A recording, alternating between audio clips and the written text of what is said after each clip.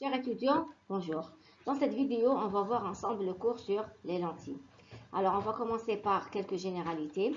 Les lentilles, c'est quoi? C'est un milieu transparent et homogène, limité principalement par deux dioptres sphériques ou un dioptre plan et un autre sphérique, comme vous le voyez ici. Donc ça, c'est une lentille limitée par deux dioptres sphériques. Et là, on a une lentille limitée par un dioptre sphérique et un autre plan. Alors, la droite qui rejoint les deux centres des dioptres, donc C1 et C2, s'appelle l'axe optique.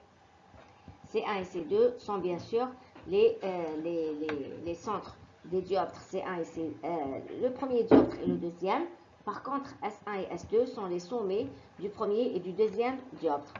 Donc, MM', le diamètre MM' du cercle qui la limite, et donc le diamètre d'ouverture. Donc MM', on l'appelle diamètre d'ouverture. Par contre, E c'est l'épaisseur de la lentille. Alors, les rayons de courbure de la lentille sont donc les rayons R1 et R2. D'accord? Les deux dioptres sphériques. Donc, là, on vous dit que lorsque face est plane, et lorsque face est plane, donc c'est un dioptre plan, l'axe et la droite, donc l'axe optique, c'est quoi? C'est la droite qui est perpendiculaire à cet axe et qui coupe le dioptre sphérique en son centre C. Voilà, le rayon de courbure de la partie plane, HD, du dioptre plan est égal à l'infini. Voilà. Donc, on considère une lentille sphérique est dite mince et considérée mince si son épaisseur E, cette épaisseur-là, est négligeable devant le diamètre d'ouverture. Donc, si E est faible devant M', on dit qu'il s'agit d'une lentille mince. Et c'est ce qu'on va étudier pour la suite. Alors, une lentille convergente, c'est quoi une lentille convergente? C'est une lentille qui fait en sorte que les rayons lumineux qui la traversent se rapprochent de son axe optique, comme vous le voyez ici. Elle est schématisée par ce symbole-là. Donc, les rayons qui jouent la lentille, ils vont converger vers l'axe optique. Par contre, une lentille divergente fait en sorte que les rayons lumineux qui la traversent s'éloignent de son axe optique. Elle est représentée par ce schéma-là. Donc, Hadi, c'est une lentille divergente. Hada, c'est l'axe optique. On dit un rayon qui arrive sur cette lentille. Ce rayon-là, il va être divergé. Il existe deux types de lentilles. Les lentilles dites à bord mince, qui sont ceux-là. On a la lentille biconvexe, la lentille plan convexe et le ménisque convergent. Et les lentilles à bord épais, on a trois types. Donc, on a les lentilles biconcaves, lentille plan concave et le ménisque divergent. Les conditions pour obtenir une image. On a vu que pour chaque système optique, on a des conditions pour avoir une image. Une lentille donne une image si elle reçoit les rayons sous une faible incidence.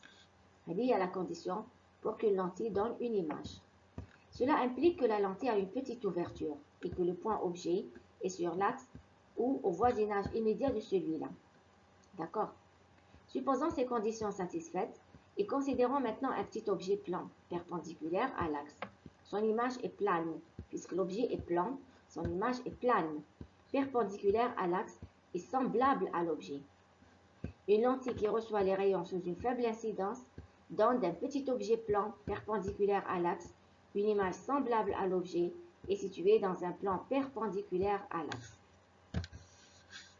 Le centre optique, c'est quoi?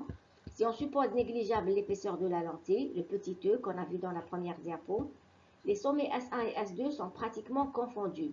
Donc S1 ou S2 qui تكون E صغيرة, S1 يكون تقريبا منطبق على S2. Donc on va mettre S1 égale S2 égale O. O est un point qu'on appelle le centre optique. Ce point jouit d'une propriété importante. C'est que tout rayon qui passe par le centre optique traverse la lentille en ligne droite. Maintenant, il n'est pas dévié. Tout rayon qui passe par le centre optique n'est jamais dévié. Il continue tout droit. Parce que O est un point particulier qu'on appelle le centre optique. La relation de conjugaison, on va voir maintenant. Donc, pour avoir la formule de conjugaison, les lentilles des lentilles minces, il suffit d'appliquer 2 fois la formule de conjugaison d'un dioptre sphérique. En effet, pourquoi? Parce qu'une lentille, ce n'est rien d'autre que la sommation de 2 dioptres sphériques.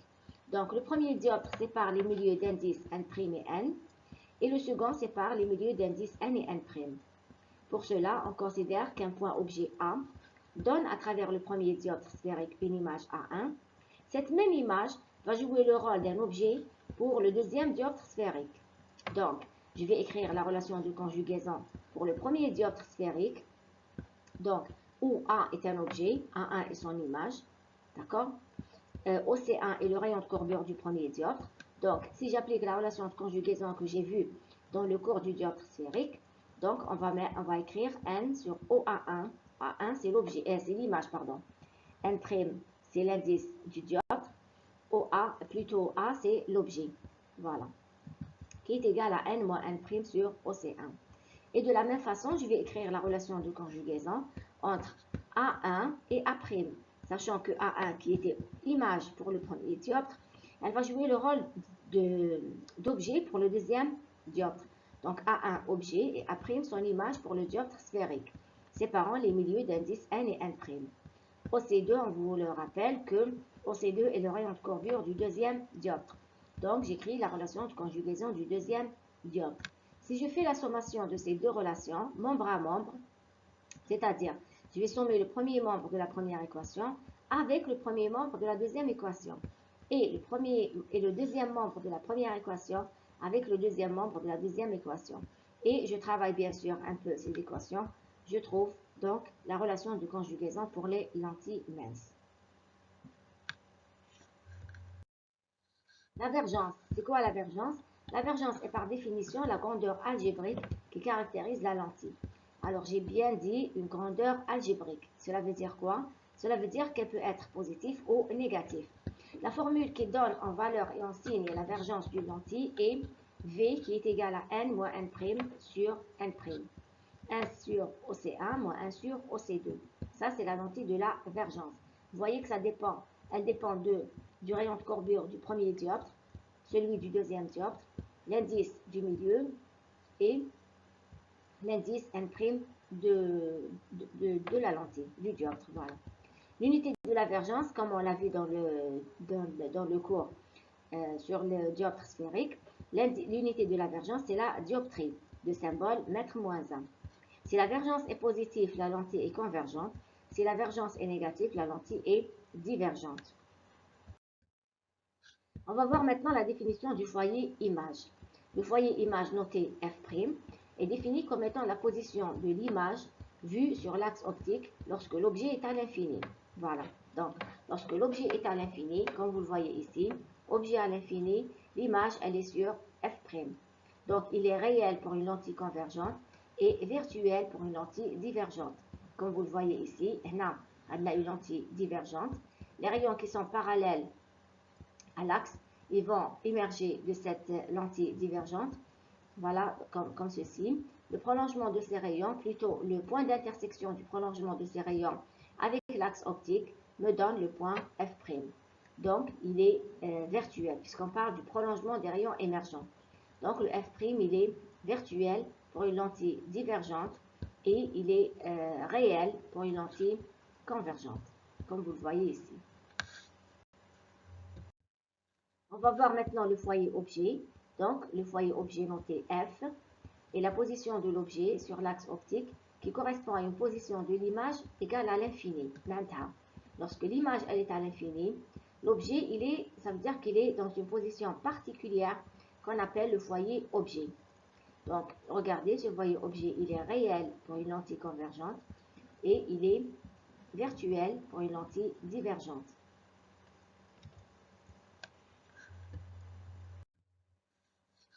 Donc, il faut faire attention dans les schémas où intervient une lentille divergente de veiller à bien placer les foyers. C'est-à-dire, c'est le foyer image F' qui est du côté d'où vient la lumière. Parce que les étudiants ont tendance à se tromper entre foyer objet et foyer image lorsqu'on inverse le sens de la lumière. Il faut faire attention que lorsqu'il s'agit d'une lentille divergente, le F', il est du côté d'où vient la lumière. Par contre, lorsqu'il s'agit d'une lentille convergente, le problème ne se pose pas. Donc, on vous donne ici une remarque. Les foyers d'une lentille convergente sont réels. En suivant le sens de la lumière, le foyer objet est en avant de la lentille, le foyer image après. Donc, pour une lentille convergente, le foyer objet, il est là, et le foyer image, il est après la lentille. Bien entendu, si on change le sens de propagation de la lumière, le foyer objet devient foyer image et réciproquement. Cela, bien sûr, résulte du principe du retour inverse de la lumière. On va voir maintenant la définition de la distance focale. Donc, une lentille mince a un foyer objet f et un foyer image f'. Ces deux foyers sont de part et d'autre de la lentille et ils sont équidistants du centre optique O. Maintenant, le centre optique O jusqu'au foyer objet f, voilà, de O jusqu'à f', elle est la même. La distance de ce point au foyer objet est la distance focale objet notée f. Et la distance du point O au foyer image est la distance focale notée f'. Donc f est égal à OF et f' égale OF'. Donc, puisque OF et OF' sont de signes contraires, puisque le f objet, par exemple, à droite pour une lentille divergente et objet à gauche pour une lentille convergente, donc le OF est égal à moins OF'. Cela veut dire que f' est égal à moins f. Lorsque OA est à l'infini, la relation de conjugaison, qu'est-ce qu'elle devient? Je vais remplacer dans la relation de conjugaison et dans cette relation, je vais mettre OA est égal à l'infini. Donc la relation de conjugaison, elle devient comme ceci. Lorsque OA' est égal à l'infini, maintenant lorsque l'image est à l'infini, je remplace donc dans l'expression de la relation de conjugaison le OA' par l'infini et j'obtiens cette relation-là. Ainsi donc, la relation de conjugaison peut être écrite sous cette forme. Donc, si je somme membre à membre ces deux relations, j'obtiens cette équation. C'est la relation de conjugaison de Descartes aussi. C'est la même relation de conjugaison qu'on a vue tout à l'heure, mais écrite différemment. La relation qu'on a vue, elle s'écrit en fonction de n et de n', en fonction des rayons de courbure aussi. Cette relation, par contre, elle va s'écrire uniquement en fonction de la position de l'objet, la position de l'image et le foyer objet et le foyer image. Le grandissement, c'est quoi? Soit donc AB, un objet, et A'B', son image par une lentille mince. Donc, là, on a pris le schéma HADA juste à titre d'exemple pour bien illustrer le grandissement. Donc, on a un objet AB, on a l'image de A'B'. Donc, le grandissement, c'est quoi? C'est le rapport gamma qui est égal à A'B' sur AB. Donc, si je trace le rayon BOB', ce rayon-là, il passe par le centre, donc il n'est pas dévié. Alors, dans le triangle, regardez, ABO et le triangle A'B', OO. On peut écrire à l'aide des lois de Thalès que A'B' sur AB est égal à O A' sur OA qui est égal à FO sur FA qui est égal à F', A' sur F'O. Alors, si gamma est positif, l'image est droite, pourquoi on a écrit toute cette relation? Pourquoi on a écrit toute cette égalité? Pour vous dire que le grandissement, c'est vrai qu'il est égal à A'B' sur AB. C'est A'B' sur AB. Mais supposons que je n'ai pas la valeur de A'B' et je n'ai pas la valeur de AB. Je peux toujours calculer le grandissement en utilisant ces autres égalités. Supposons que j'ai uniquement la position de l'objet et de l'image. Je peux calculer le grandissement, qui est donc égal à OA' sur OA. D'accord? Je peux aussi utiliser cette relation, qui est égale à FO sur FA, qui est aussi égale à F'A' sur F'O. D'accord? Alors, si gamma est égal à... Voilà, je reprends aussi. Alors, vous remarquez aussi que toutes les grandeurs utilisées dans cette expression sont des grandeurs algébriques. Ça veut dire qu'elles peuvent être positives et elles peuvent être négatives. Donc, ça veut dire que gamma aussi, il peut être négatif comme il peut être positif. Donc, si gamma est positif, l'image est droite. Par contre, si gamma est négatif, l'image est renversée. Dans cet exemple, dans l'exemple que j'ai choisi, on va trouver gamma négatif parce que l'image est renversée, مقلوبة, par rapport à l'objet. Si gamma, la valeur de gamma, la valeur absolue de gamma est supérieure à 0, ça veut dire que l'image est agrandie, est تكبرت. Donc, par exemple, gamma égale à 3, ça veut dire quoi? Ça veut dire que A'B' est égal à 3 fois AB. D'accord? Si par contre gamma est inférieur à 0, ça veut dire que l'image est réduite. L'image est à l'objet. Par exemple, si gamma est égal à 0,5, ça veut dire que A'B' est égal à la moitié de AB. Voilà. On suppose maintenant que F' était... Ah, plutôt, on ne suppose pas. On pose. On pose F' égale à F'O. Donc, la distance F'O, elle est égale à F'. Et la distance FO, on va la mettre égale à F. Les relations de conjugaison, les relations de grandissement qu'on a vues, permettent de définir la relation de conjugaison des lentilles avec origine au foyer, dite la relation de Newton. Donc, la relation Hadia, à partir de là, je peux dire que F' A' fois FA, si je mets là du طرفين في جداء الوسطين, هيليك F' A' fois FA, ce que j'ai ici, est égal à quoi? Est égal à FO fois F'O. والFO هي وشنو؟ هي F. والF'O هي وشنو؟ هي F'. Donc, je peux avoir la relation de conjugaison aux origines au foyer, dite la relation de Newton. Donc, celle-là aussi, c'est la relation de conjugaison qui me permet aussi de trouver la position de l'image si j'ai la position de l'objet. On va passer maintenant à la construction graphique des images. Donc, la construction graphique de l'image, elle permet d'étudier comment varie la nature, la position et la grandeur relative de l'image suivant la position de l'objet. Maintenant, je vais tracer l'image TI. On prend toujours un petit objet AB perpendiculaire à l'axe, comme on l'a vu dans la diapo précédente. Donc, ayant son pied A sur cet axe. D'accord? L'image A'B', comme on le voit ici, par exemple, dans cette photo que j'ai prise à titre d'exemple, hein, dans ce schéma. Donc, on prend un objet, ayant le pied, c'est ce qu'on a voulu dire ici, ayant son pied A sur l'axe optique. Donc, bon, on prend un petit objet AB, le pied est à l'objet sur l'axe optique. D'accord? Donc, l'image A' est aussi perpendiculaire à l'axe, puisque l'objet est perpendiculaire à l'axe. Maintenant, l'image, elle est aussi perpendiculaire à l'axe. Donc, pour trouver l'image A', B', qu'est-ce qu'il faut? Il faut trouver le B'. Parce que si je trouve le B' et je sais que l'image elle est perpendiculaire à l'axe, je peux tracer la droite perpendiculaire. Et de là, j'aurai l'image BA'. Donc, tout le problème se pose quand on cherche l'image d'un objet, c'est tout le problème est de trouver l'image de B. Tout le problème est de trouver le point B'. Or, c'est un point B'.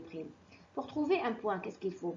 Il faut au minimum 2 droites, d'accord, pour tracer un point. Là, on ne va pas utiliser 2 droites, on va utiliser 3. Pourquoi 3? Donc, plutôt, on va utiliser 2 et la troisième, on va la laisser pour vérification. C'est-à-dire, je vais essayer de trouver le point A et B en traçant uniquement 2 droites et je vais vérifier la position A en traçant le troisième rayon. Ces rayons-là, c'est quoi? Alors, on a le rayon parallèle à l'axe qui se réfracte en passant par F'. Le rayon parallèle à l'axe, parallèle à l'axe, qui se réfracte en passant par F'. D'accord? Donc, si je trace ce rayon-là, je trace le rayon réfracté en passant par F', déjà, on a un premier rayon. Qu'est-ce que je vais faire? Je vais tracer le rayon passant par F qui se réfracte parallèle à l'axe. Donc, je trace le point B, le rayon qui passe par F. Quand il arrive là, la lentille, il va continuer son chemin tout droit. Il va continuer son chemin parallèlement à l'axe optique. Donc, si je trace le premier rayon et ce deuxième rayon, je peux alors trouver le point B. Qu'est-ce que je fais pour vérifier le point tiré? On vous dit que les deux rayons réfractés se rencontrent alors en B'. Comme vérification, on peut tracer le rayon BA. On peut alors tracer le rayon BA qui passe par le centre optique. Le rayon n'est pas dévié. Si je le continue, il doit passer par le point B'. Voilà. On considère donc un objet AB de grandeur constante.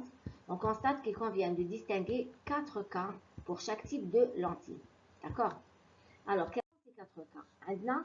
D'abord, on va commencer par la lentille convergente.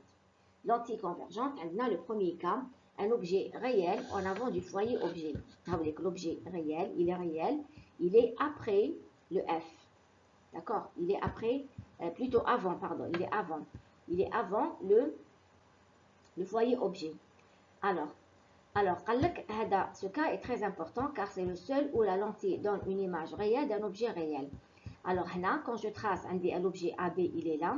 Je trace l'image comme on l'a vu tout à l'heure. J'obtiens donc une image A', B', renversée, réelle, renversée, située au-delà du plan, située au-delà du foyer image. Située au-delà du foyer image. Le foyer image. Il y a derrière le foyer image F'. On peut vérifier, là c'est juste une petite remarque, on peut vérifier que si l'objet a une distance de la lentille égale à 2f, si OA est égal à 2f, l'image est à la même distance, OA' est égal à 2f aussi. Et l'image A'B' est égale à AB. Là c'est juste une remarque. Ça peut faire l'objet d'un petit exercice que vous pouvez vérifier vous-même. Donc vous mettez l'objet AB à une distance égale à 2f. Par exemple, F, la distance focale, mais F, le petit f, la distance focale, par exemple, vous prenez égale à 2 cm, vous mettez un objet placé à 4 cm, vous allez trouver que l'image que vous allez trouver, elle se trouve exactement à la même distance que l'objet. Elle est aussi égale à 4 cm, par exemple. Et vous allez trouver que l'image A'B' est égale à AB. Là, c'est juste une petite remarque que j'ai dit. Voilà. En conséquence, si OA, donc on vous dit si OA est supérieur à 2F, l'image est plus petite que l'objet. Et si OA est inférieur à 2F, l'image est plus grande que l'objet.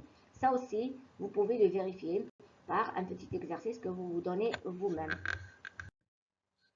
On va passer maintenant au deuxième cas, objet réel entre le foyer objet et la lentille.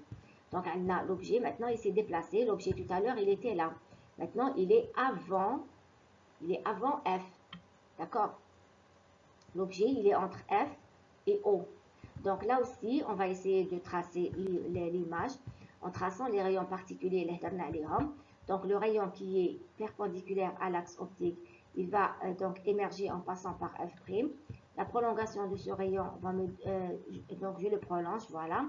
Et je trace le rayon BO. Le rayon BO, voilà. Le rayon BO. Ce rayon-là, il n'est pas dévié. Donc le point d'intersection des deux droites me donne le point B'.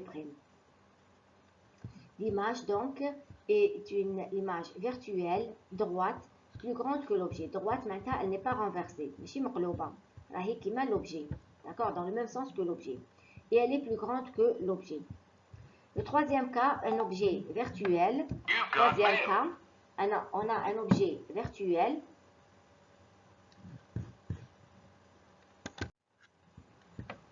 Le troisième cas, donc, on a un objet virtuel situé entre la lentille et le foyer image. Donc, regardez l'objet là-haut et il se déplace petit à petit.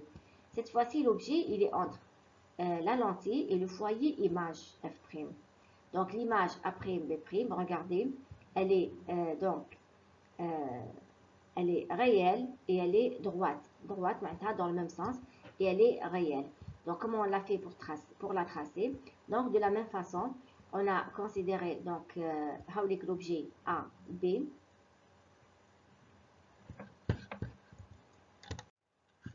Donc, le rayon qui passe par le centre optique n'est pas dévié. Voilà. Le rayon qui passe par F émerge parallèlement à l'axe optique. Le prolongement de ce rayon-là, il va me donner un objet virtuel. Bien sûr, il ne faut pas oublier que ça, c'est un objet virtuel. Donc, il est réalisé par le prolongement, voilà, la prolongation du rayon incident. Voilà. Et voilà. Donc on a le rayon qui passe par le centre optique. On a le rayon qui passe par F. Il est perpendiculaire, il est parallèle, il est parallèle à l'axe optique. Voilà. De là, j'obtiens le point B'. Pour vérifier, je peux tracer le rayon qui passe par le rayon qui est parallèle à l'axe optique, en passant par F'. Ce rayon-là. Ce rayon-là. Donc, l'intersection de ces trois rayons me donne le point B'. On va voir maintenant le quatrième cas, qui est un objet virtuel placé cette fois-ci après le foyer image. Après le foyer image. Donc, il est là. Dans ce cas, la droite OB coupe le rayon IF', comme vous le voyez.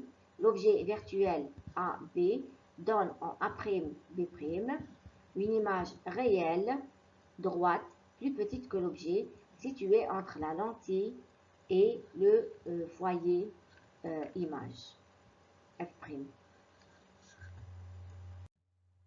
On va voir maintenant les cas qui se présentent pour une lentille divergente. Donc, le premier cas, on a un objet réel situé avant le foyer image.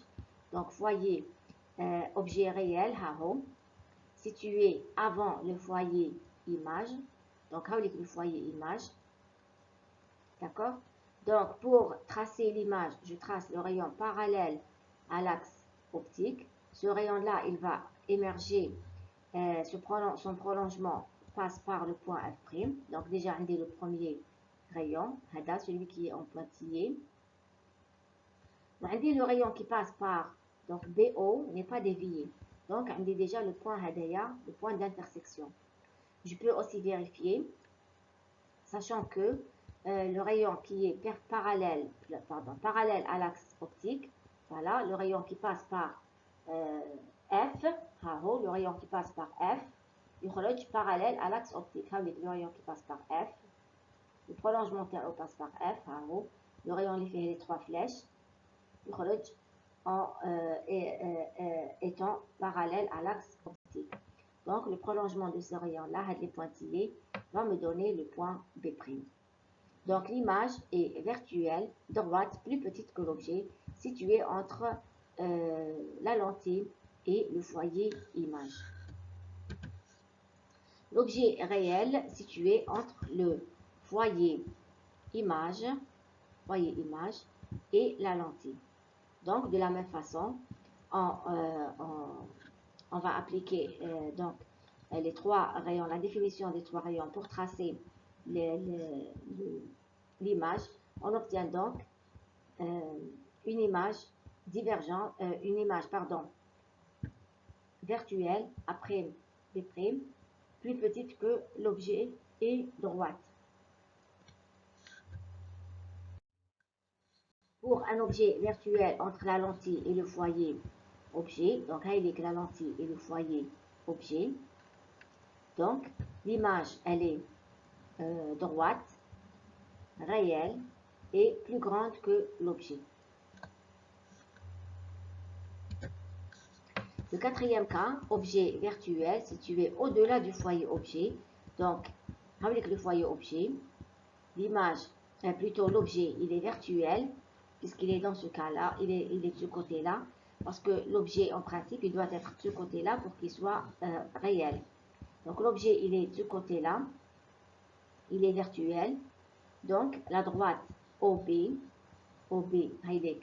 donc, elle n'est pas déviée. Le rayon qui passe par OB n'est jamais dévié. Le rayon qui passe par le centre n'est jamais dévié. Voilà.